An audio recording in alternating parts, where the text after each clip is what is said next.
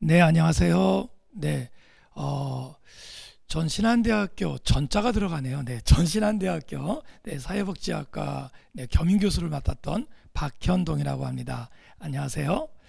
네, 이렇게 영상으로 또 이렇게 만나 뵙게 됐는데요. 저는 개인적으로 의정부에 살고 있지만 이 양주시에서 하고 있는 이 안전 그 보호 강사 양성 과정, 예, 제가 너무너무 부러워하고 있는 프로젝트입니다.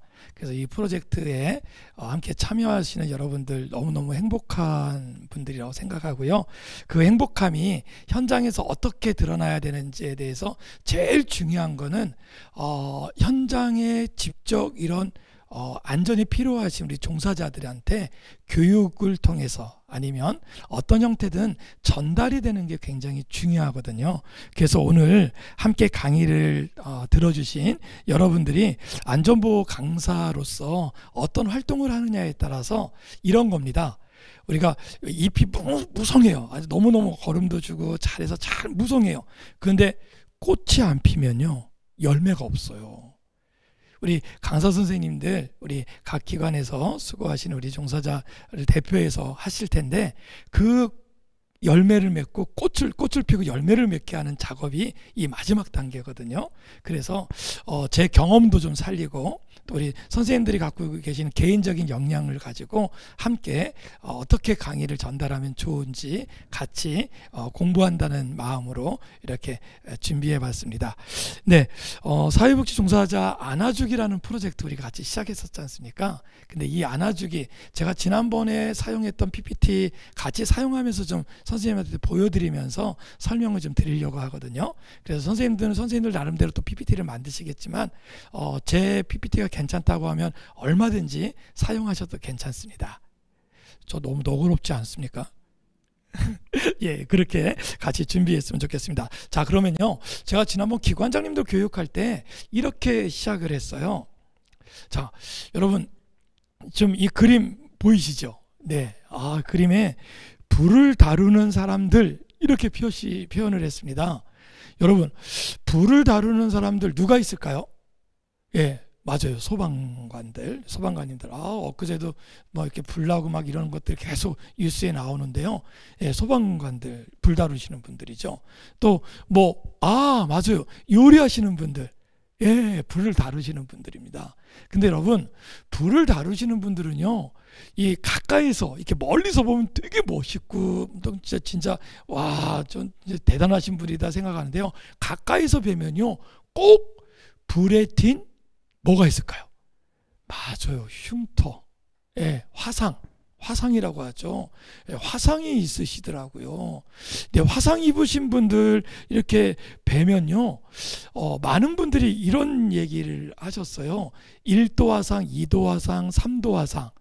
예, 어떤 분이 이런 얘기 하더라고요. 4도 화상도 있는 거 아니냐, 이렇게 얘기하는데요. 여러분, 정확하게는 4도 화상 없어요. 예, 3도까지 있고요. 4도 화상은 저희가 측정할 수 없다는 게 뭐냐면 4도 정도가 되면 진짜 목숨이 위태로운가 봐요. 예, 그래서 4도는 없다. 그래서 1도, 2도, 3도인데요. 저는 강의할 때 이런 말씀을 드렸어요.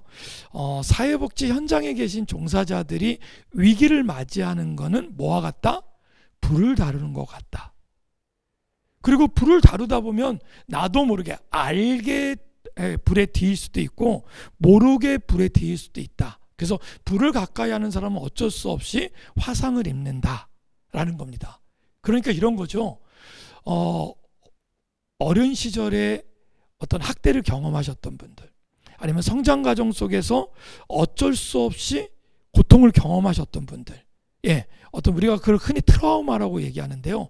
트라우마가 바깥으로 분출될 때 정상적인, 이게 굉장히 어려운 말이잖아요. 정상적으로 분출이 될 때는 대화로 풀어내는 거거든요. 그거를 경험을 이야기하고 상담으로 풀어내는 건데 대부분 그렇게 풀어내기가 쉽지 않다. 그럼 누구한테 이거를 폭발시키냐? 만만한 사람들한테 이거를 표출하고 표현하게 돼 있거든요. 그럼 누가 만만할까요? 예, 우리가 사회복지사로서 클라이언트를 만날 때 가장 이제 제가 인테이크를 하거나 아니면 어세스먼트에서 사정하거나 이렇게 초기 단계를 거치면서 우리의 첫 번째 과제가 뭡니까? 예, 맞아요. 라포 형성하는 거잖아요. 여러분 라포 형성하는 거 너무너무 잘 아시죠? 뭐 어떤 게 있어요? 뭐 공감적인 뭐 이해, 뭐 수용적인 태도, 예, 신뢰적 관계, 뭐 이런 걸 통해서 우리가 라포 형성하잖아요. 근데 여러분 라포 형성한다는 건 다른 말로 하면 뭐예요? 만만해진다는 거예요. 예, 마음이 편해진다는 거예요. 그래야 한꺼풀 벗겨서 속 얘기도 할 수 있고, 그렇죠? 고통당한 얘기도 할 수 있고, 아픈 얘기도 할 수 있는데, 거꾸로 뭐예요? 이 만만한 사람한테 정제되지 않은 감정이 노출되고, 또 예, 의도하지 않은 대로 욱해서 표출이 된다. 자, 그걸 저는 뭐라고 표현했다? 화상을 입었다라고 표현을 한 겁니다. 우리 선생님들도 안전보호 강사로서 처음 도입을 어떻게 할 건지 한번 고민해 보셨으면 좋겠어요. 저는 개인적으로 지난번 우리 기관장님들 교육하고 난 다음에 제가 여기저기 슈퍼비전을 가거나 우리 사회복지 종사자들의 보호에 대한 안전에 대한 이야기가 나올 때마다 이 불을 다루는 사람들이라는 예를 들고 저희가 처음에 어떻게 보면 뭐 서론이라고 할까요? 아이스브레이크 같이 이 스팟 같이 이렇게 강의를 할 때 시작하는데요. 여러분들도 좀 그렇게 해봤으면 좋겠습니다. 끝을 어떻게 맺냐면요. 예, 그거 자체가 폭력이다. 예, 1도 화상, 2도 화상, 3도 화상이 폭력의 그 경도를 얘기하고 있는 거다. 그래서 그 경도는 심리적인 충격으로 오게 돼 있다. 뭐 똑같은 등가를 갖고 있지는 않습니다. 1도 화상은 좀 약간 폭력, 3도 화상은 강한 폭력, 이렇게 말할 수는 있지만요. 어떨 때는요, 1도 화상이 3도 화상 이상으로, 그렇죠, 그 사람에게 더 큰 충격이 될 수 있어요. 어떤 경우요? 경험해보지 않은 경험. 뭐 이런 것들로 경험이 될 땐 더 큰 화상을 입습니다. 쉬운 말로 작은 불씨에도 깜짝 놀라는 거 있잖아요. 그런 사람은 불을 많이 경험해보지 않은 사람들입니다. 근데 큰 불을 경험한 사람은 작은 불이 그나마 좀 견딜만하다. 견딜만한 불은 없겠죠. 예, 그러나 좀 그거는 좀 괜찮다라서 받아들일 수 있지 않을까 생각하는데요. 그건 다 어떻다? 주관적이다. 예, 여러분 객관화시킬 수 없는 주관은요, 그렇죠? 객관적인 잣대로 내가 그러니 너도 그럴 거야 라고 표현하는 거는 굉장히 위험하다라는 거. 자, 그러면 대부분의 종사자들이 그 불을 어떻게 경험하느냐? 여러분 다음 그림에 제가 이렇게 표현했거든요. 불을 보는 순간 어떻게 해요? 그렇죠. 아 뜨거워 그러잖아요.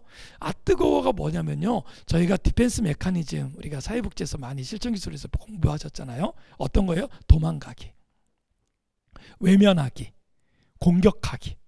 예, 이런 디펜스 메커니즘을 쓰는 게 우리 클라이언트들만 그렇게 사용하는 게 아니라 우리 사례 담당 선생님들, 우리 프로그램 담당 선생님들, 우리 사회복지 종사자들도 자기도 모르게 어느 순간 아 뜨거워 하면요, 그와 비슷한 상황이 벌어지는 거에 대해서 두려워한다는 거죠. 그래서 어떻게 해요? 그 상황을 외면해 버려요. 피해가는 거죠.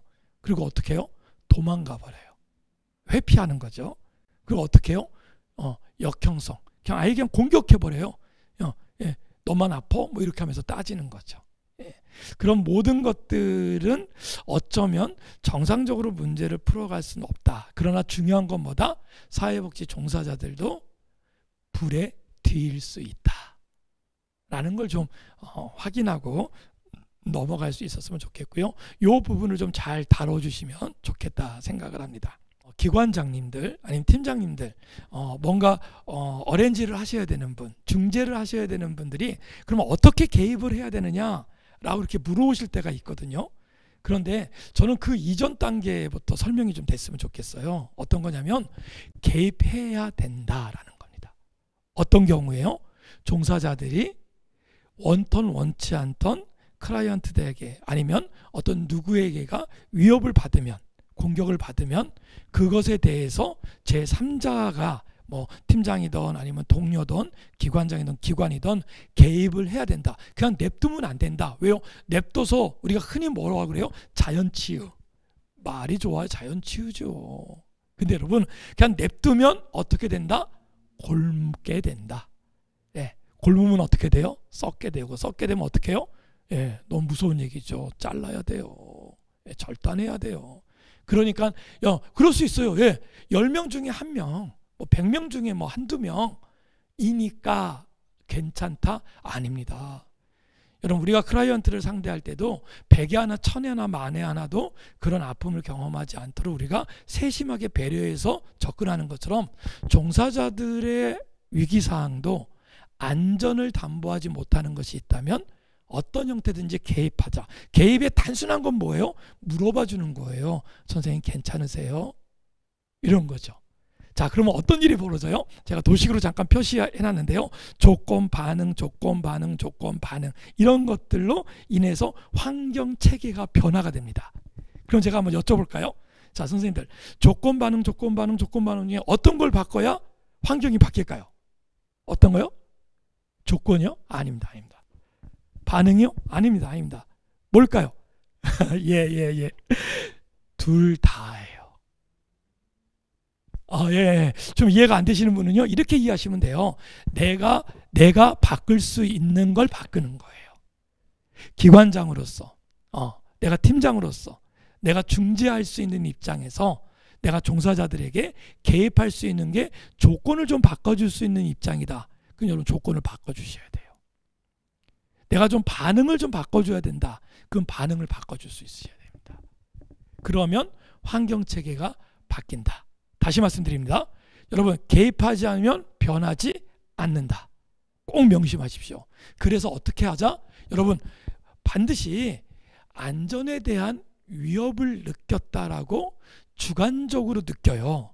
그럴 때 그거보다 더 큰 위험을 경험했던 분이 그걸 보시고 디스카운트 할 수 있어요. 뭐라고요? 뭐 그까짓 거. 이럴 수 있거든요.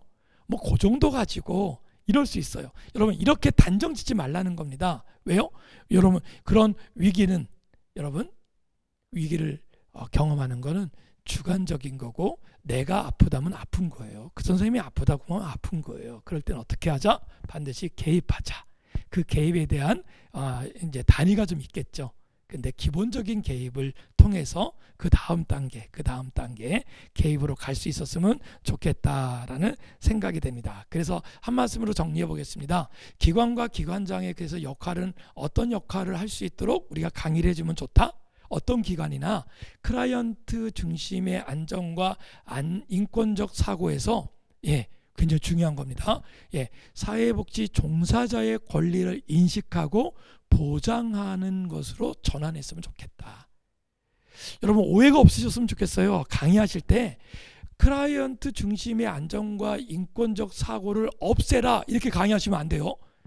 이건 기본이에요. 우리가 권리 기반에 의한 클라이언트들을 개입하고 그들의 권리를 보장해주고 그 보장된 그 권리를 통해서, 그쵸? 사회복지 현장에서 그들이 혜택이 아닌 권리를 갖고 가게 하는 것은 사회복지 기본적인 서비스의 기본 원칙입니다. 그러나 거기서 멈추면 양날의 그 양쪽의 축이 균형이 맞지 않는다는 거예요.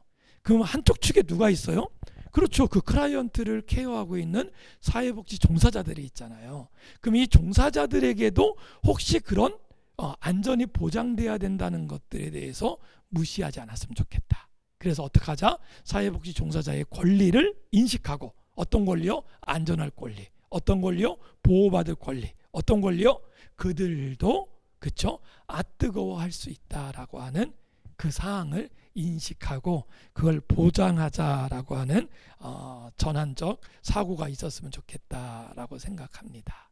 강의하는 게 쉽지는 않아요. 그런데 저희가 가치관이나 인식을 조금만 바꾸면 훨씬 쉽습니다. 사회복지 종사자가 현장에서 업무 수행 과정 중에 이용자로부터 경험하는 폭력, 뭐 흔히 말해서 이제 4대 폭력, 우리 다 알고 있는 내용이죠. 제일 많은 게 신체 폭력, 그 다음에 언어 정서 폭력, 그리고 성적 폭력, 그리고 성추행도 포함됩니다. 그리고 경제적 폭력, 뭐 이런 폭력이 있는데 저는 전달할 때 제일 중요한 게 개념 정리를 정확하게 해주는 게 필요하거든요. 근데 개념 정리를 할 때 그게 남들 일이 아니라 나의 일이다라는 걸 한번 상기시켜줬으면 좋겠어요. 그래서 제가 도표 하나를 좀 이렇게 그려놨는데요. 이게 뭐냐면 21년도 작년에 양주시 그 사회복지 종사자 실태조사 안전에 대한 실태 조사를 우리 서정대학교 우리 김소남 교수님께서 좀 해주셨거든요. 다 기억나시죠? 이거 보신 적 있죠? 예, 그래요. 저도 이거를 지난번 강의하면서 이렇게 쭉 훑어봤는데요. 거기에 보니까 이 4대 폭력에 대해서 우리 선생님들이 대답을 했더라고요. 제일 많은 게 뭐예요?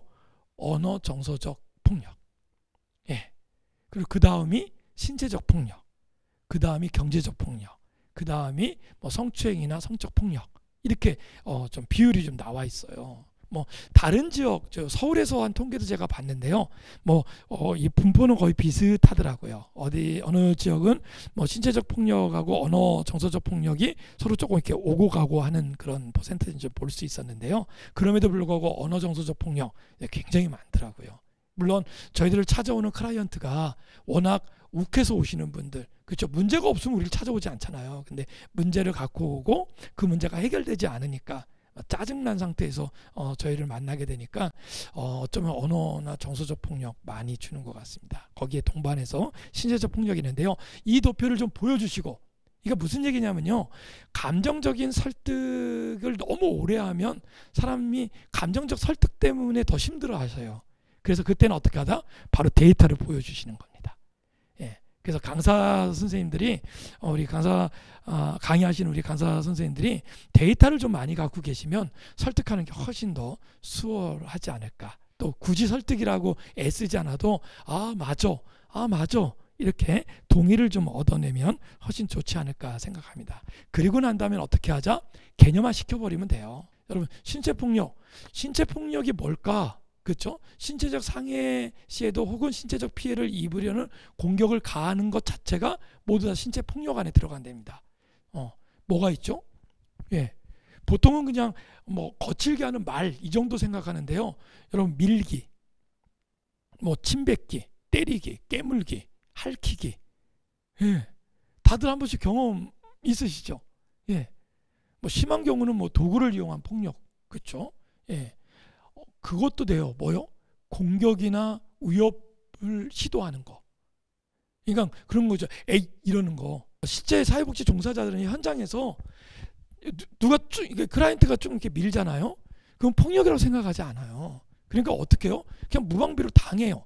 근데 가해자 입장에서는 선생님이 전에는 참았는데 전엔 내가 더 심하게 했는데 라고 생각을 하면서 자기의 폭력을 정당화하기도 합니다. 그러니까 알려주셔야 되는 거예요. 이런 건 폭력이다라는 걸. 신체 폭력에 들어간다. 언어 폭력에는 뭐 같은 맥락입니다. 뭐죠? 욕설이나 저주하는 거. 그렇죠? 내가 너 잘 되는 꼴 내가 죽을 때까지 보겠다. 뭐 이런 거 있잖아요. 예, 뭐 그런 거. 예, 고소 고발. 예, 스토킹하는 거. 예, 비하하는 말씀. 예, 그렇죠? 협박. 예, 반복적인 민원도 마찬가지입니다. 끊임없이 전화. 우리야 뭐 민원 같은 경우 뭐 그러겠지만 끊임없이 전화하는 거죠. 이거 예, 정서적 폭력입니다. 근데 선생님들이요, 이런 게 정서적 폭력이구나를 아셔야 된다는 겁니다. 갑자기 뭐 엄마한테 전화해달라고 막 한다든지, 뭐 며느리한테 막 전화해달라고 하든지, 막 때를 쓴다든지, 뭐 이런 무리한 요구, 예, 그런 것들, 우리가 합의되지 않은 내용들에 대해서 무리하게 요구하는 것들, 우리가 개념 정리를 해주시면서 강의하실 때 한 번씩 짚어보시거나 아니면 물어봐 보시는 것도 괜찮아요. 한번 예를 들어볼까요? 성적 폭력이 있는데 어떤 게 성적 폭력이라고 생각하십니까? 그래서 밑에 저희는 이제 성희롱, 뭐 원하지 않는 신체 접촉, 그리고 성추행, 성폭력, 그리고 성적 스토킹, 이렇게 한 5가지 정도를 대표적으로 제가 셌는데요. 선생님들한테 한번 물어봐 보세요. 강의하실 때. 그러면요, 우리가 생각한 것 이상으로 다양한 얘기가 또 나올 수 있습니다. 그럼 그런 것들을 이렇게 한 5가지로 정리를 해주시면서 이런 게 성적 폭력입니다. 원치 않는 이런 신체 접촉하시는 분들 의외로 또 많잖아요. 근데 이렇게 또 클라이언트시고 또 마음이 상할까봐 우리가 또 그걸 괜찮아요, 이러지 마세요, 뭐 이렇게 말 못하잖아요. 그런데 그런 것들이 불편할 때는 말해야 되는 내용들이거든요. 경제적 폭력에는 네, 기물 또는 물품 파손하는 거, 절도, 물품 갈취, 예, 경제범죄, 돈 빌려달라는 거 있잖아요. 1,000원만요, 뭐 이렇게, 뭐 교통비 없어요, 뭐 이렇게 얘기하는 거. 와, 이거 줄 수도 없고 안 줄 수도 없고 안 주셔야 됩니다. 예, 주게 되면 어떻게 해요? 기관 차원에서 혹시 그런 경비를 쓸 수 있다면 뭐 기관 차원에서 뭐 룰을 만들어서 이렇게 주게 한다든지, 큰 돈도 아니라고 한다면 그렇게 한다든지, 뭐 뭔가 방법을 만들어 줘야죠. 예, 그래서 경제적 폭력에 노출되지 않도록 예를 좀 들어 설명해 주시면 너무 좋지 않을까 생각이 됩니다. 신체 폭력, 언어 정서적 폭력, 성적 폭력, 네, 경제적 폭력, 네 가지 폭력에 대한 개념 정리를 좀 이렇게 해 보셨거든요. 그러면서 저는 한 번 더 이렇게 확인을 좀 했어요. 개입하지 않으면 변하지 않는다. 뭐 이런 말씀을 좀 드렸고, 그래서 클라이언트 중심의 안전과 인권적 사고에서 어떻게 하자? 사회복지 종사자의 권리를 인식하고 그리고 보장하기 위한 전환으로 가봅시다. 기관장들이나 팀장이나 동료들은 사고적 전환이 필요합니다. 어떤 거요? 사회복지 시설기관의 종사자들도 권리를 혜택이 아닌 권리로 그렇죠? 누릴 수 있는 존재다. 그러면서 제가 설명을 좀 부연 설명을 달았습니다. 어떻게 해요? 세상에 당연한 것은 없다. 무슨 말이에요? 사회복지사니까. 예. 어떤 분은 어떤 기관장님들 가끔 이런 생각 갖고 계시는 거 아닌가요? 급여 받았으니까, 뭐 업무 분장했으니까 네 일이니까, 예. 뭐 비장애인이니까, 선생님이니까. 여러분, 아닙니다. 그 일을 안 하겠다는 게 아니죠. 하지 못하게 하자는 것도 아니고요. 그런데 그런 상황 속에서 안전이 위협을 받는다면 사회복지사니까 견뎌라? 아닙니다. 물론 그 클라이언트를 우리는 포기하지 않을 겁니다. 그러나 어떻게 해요? 또 다른 보호를 받아야 하는 클라이언트다라는 생각 해보자는 거고요. 종사자들의 인권도 함께 성장시켜 나가는 게 바람직하다. 그래서 시설장들이 챙겨주지 않으면 현장이 힘들다. 여러분, 이런 거 좀 강조해 주셨으면 좋겠어요. 저는 클라이언트한테 그런 얘기 많이 하거든요. 우리 사례관리 담당 선생님들이나 사회복지 종사자들한테 나 때문에 그 아이가 그 대상이 변화될 겁니다. 이런 강의 많이 해드려요. 제가 기관장이다 보니까 그런 얘기 많이 해드리는데, 또 한편으로는 뭐예요? 기관이 사회복지 종사자들한테는 어떤 느낌? 내 편이구나 라는 그런 느낌 들게 해주셔야죠. 내가 위에서도 눌리고 밑에서도 치이고 나 미치겠어, 이렇게 하면 업무 강도가 굉장히 부정적으로 힘들어지고, 그래서 작은 어떤 어려움만 생겨도 왕짜증 나게 돼 있거든요. 그러니까 여러분 꼭 그런 작업들 먼저 사고적 전환을 통해서 해 보셨으면 좋겠습니다. 마지막 팁을 좀 더 드리고 갔으면 좋겠는데요. 저는 어떻게 정리해서 전달을 했냐면, 종사자 위기 대응을 위한 기관의 필수 조치 10가지. 이렇게 해서 앞에서 제가 이제 주관적으로 좀 강의를 좀 했잖아요. 뭐 불얘기도 하고, 뭐 사고적 전환도 있어야 됩니다. 뭐 이렇게 하다 보면 사람들이요, 심정적으로 막 끄떡끄떡하고 오세요. 근데 맨 마지막에 그래서 어쩌라는 거야. 뭐 이럴 때는요, 이렇게 팩트로 한번 정리를 쭉 해주면 이거 강의 잘 정리됐다라는 느낌을 받을 수 있거든요. 첫 번째 뭐다? 기관 내 규정 및 지침을 마련해라. 종사자 안전 규칙을 기관 내에 마련해라. 클라이언트를 위한 어떤 그 대상자들을 위한 이런 안전 지침은 되게 많아요. 근데 종사자들을 위한 안전 지침, 그것도 우리가 한눈으로 이렇게 딱 볼 수 있도록 이렇게 도식화한 거는 그렇게 많지 않거든요. 그래서 그런 것들을 좀 이렇게 보게 해주시면 좋겠습니다. 둘째는 뭐예요? 건의제도 및 위원회를 만들어라, 뭐 구축하라, 이런 거고요. 셋째, 무조건적 사과를 요구하지 말아라. 이런 얘기 해주면요, 종사자들 진짜 좋아합니다. 그렇다고 우리 종사자들이 클라이언트하고 멱살 잡고 계속 싸우겠어요? 그렇죠. 사과하죠.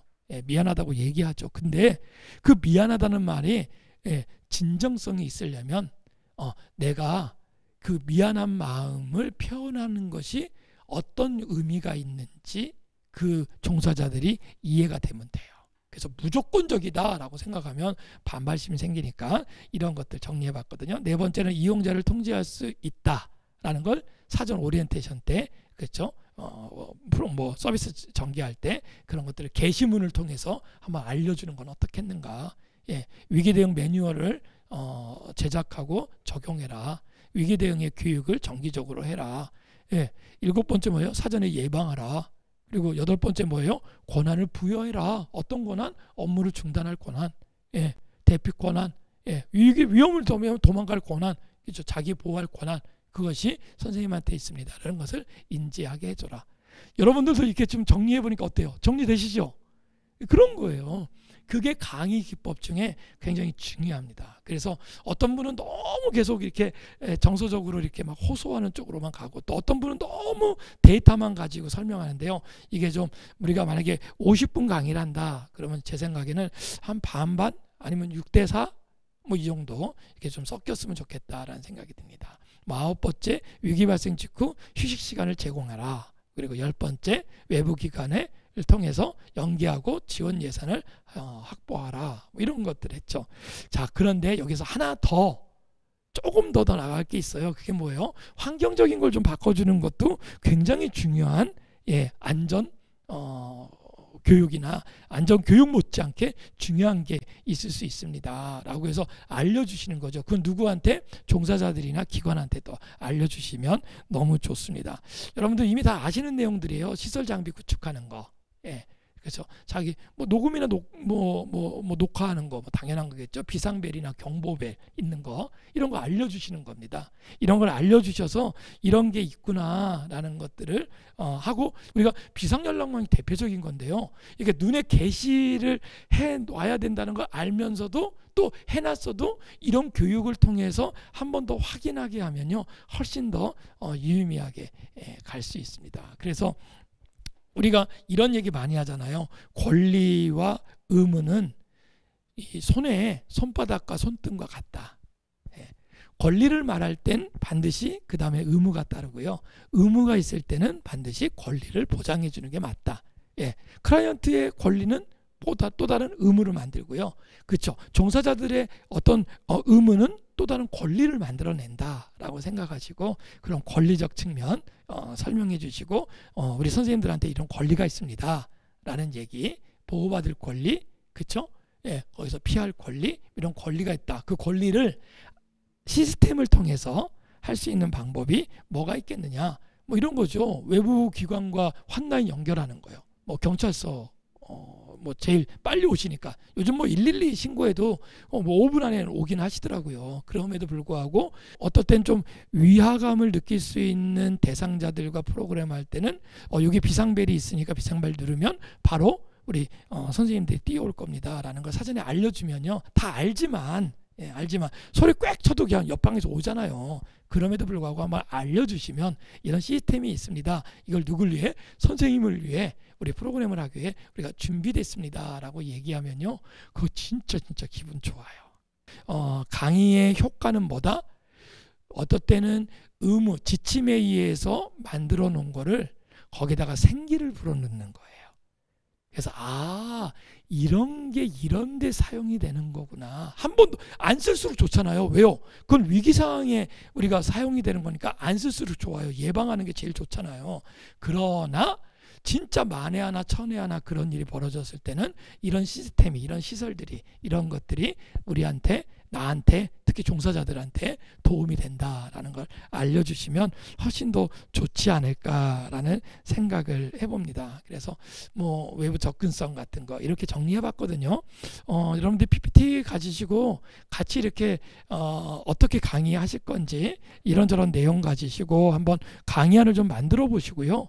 이번에 안전보호 강사 양성과정, 이 심화과정을 들으시고 그 이전에 준비하셨던 거 가지고 이제 현장으로 가셔서 또 강의를 하실 텐데요. 그 강의를 통해서 진짜 우리 사회복지 종사자들이 더 이상 위험에 아무런 그 보호장구 없이, 아무런 대책 없이 노출되는 걸 최대한 막을 수 있는, 그래서 진짜 우리 양주시의 사회복지 현장은 안전하다라는 게 전국으로 또 우리 현장에서 체감할 수 있도록 잘 전달해 줬으면 좋겠습니다. 저는 여기서 마무리하려고 하는데요. 여러분들 언제든지 궁금하시거나 이런 게 있을 때는 우리 양주시 지역사회보장협의체로 연락 주시면 좋은 안내 계속 드리겠습니다. 여러분 여기서 마무리하겠습니다. 감사합니다.